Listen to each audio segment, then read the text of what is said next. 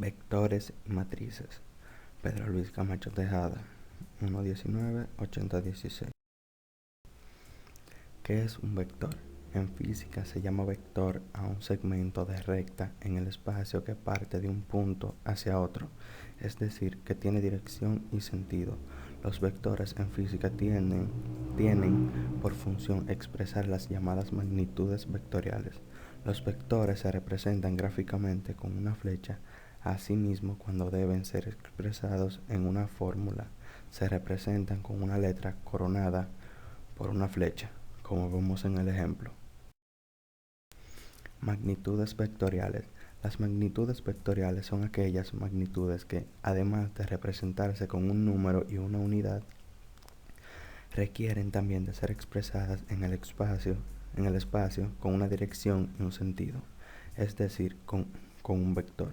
Esto las distingue de las magnitudes escalares, las cuales solo requieren un número y una unidad. Ejemplos de magnitudes vectoriales son la velocidad, el desplazamiento, la aceleración, la fuerza, la potencia, el campo magnético, entre otras. Características de los vectores. Los componentes de los vectores que definen sus características son los siguientes.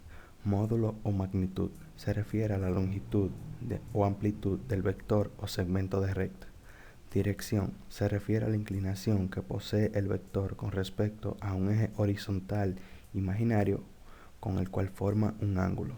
Sentido se refiere a la orientación del vector indicado por la cabeza de la flecha del vector. Representación gráfica de los vectores. Son aquellos que expresan un punto de origen además de un extremo, el cual está determinado en un punto fijo del espacio. Suelen usarse, por ejemplo, para expresar la fuerza aplicada sobre dicho punto. Para representarlos se dice que el punto de origen es A y el extremo es B. Por ejemplo, ahí están los ejemplos. Concepto de matriz. Se denomina matriz a todo conjunto de números o expresiones dispuestos en forma rectangular, formando filas y columnas. Este sería un ejemplo de una matriz A. Aquí podemos ver, tiene 3 filas y 4 columnas. Cada uno de los números de que consta la matriz se denomina elemento. Así, los elementos de nuestra matriz del ejemplo anterior serían los números que contiene 1, 7, 9, 4, entre otros. El número de filas y columnas de una matriz se denomina dimensión de una matriz.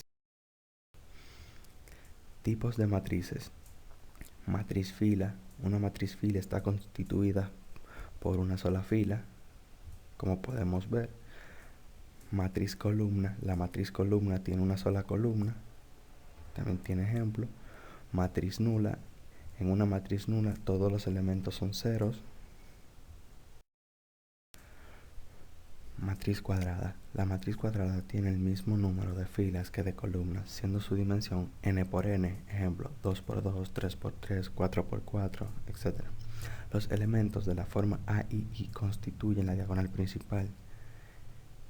Serían, en este caso, 1, 6, 4, dependiendo de la dimensión que sea la matriz. La diagonal secundaria la forman los elementos con I más J es igual n más 1, siendo n el orden de la matriz. Aquí, para aclarar, la diagonal secundaria vendría siendo negativo 5, 6, 0. Y para aclarar lo de esta fórmula, digamos que 0 está en la fila 3, en la columna 1, donde I vendría siendo el número de filas y la J vendría siendo el número de columnas. En este caso serían 3 más 1. Aquí, como en la fórmula, se suman. En este caso daría 4, 3 más 1, 4. En la diagonal secundaria tiene que dar un número más que la dimensión de la matriz. Ejemplo, esta matriz es 3 por 3. Y en la diagonal secundaria con esta fórmula da 4. Si serían una matriz de dimensión 4×4, en su diagonal secundaria, con la fórmula, debería dar 5. Y así sucesivamente. Gracias.